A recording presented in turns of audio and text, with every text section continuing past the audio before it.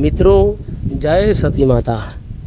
મિત્રો આજે આપણે કુકરાણાથી 4 કિલોમીટરે આ સતી માતાનું મંદિર આવેલું છે મિત્રો, જે હારીજ શંખેશ્વર હાઈવેથી 10 કિલોમીટરે આ મંદિર મિત્રો આવેલું છે મિત્રો।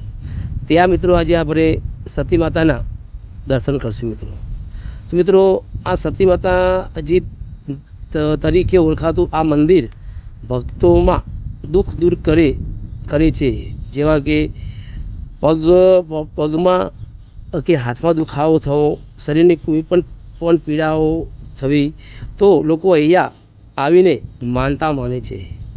માનતા એ લોકવાયકા છે મિત્રો, કે જે શ્રદ્ધાઓ પર જે કામ કરે છે મિત્રો। દવા અને દુઆ બે કામ કરતા હોય છે મિત્રો।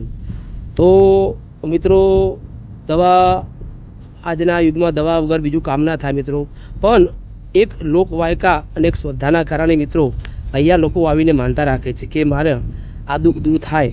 તો મિત્રો ત્યાં એ માનતામાં લોકો લાકડાના હાથ કે પગ ઘડીને ત્યાં ચડાવવામાં આવે છે મિત્રો।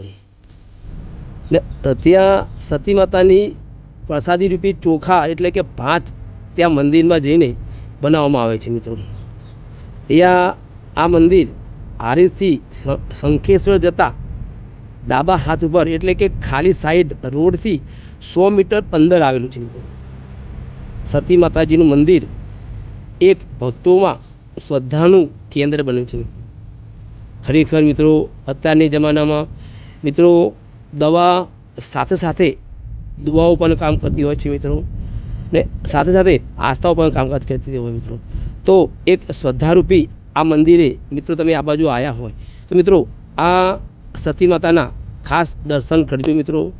ન ત્યાં જઈ જો તમારે કંઈ દુઃખ હોય તો મતલબ ત્યાં માનતા રાખો, દવા પણ ચાલુ રાખો, દવા પણ કરો, પણ સાથે સાથે મિત્રો આ એક શ્રદ્ધાનું કેન્દ્ર છે મિત્રો।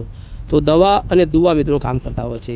તો મિત્રો જય સતી માતા, જય સતી। મિત્રો ચેનલ પર નવા હોય તો મિત્રો આ ચેનલને મિત્રો સબસ્ક્રાઈબ કરજો મિત્રો, અને મિત્રોમાં શેર કરી લાઈક કરતા જજો મિત્રો।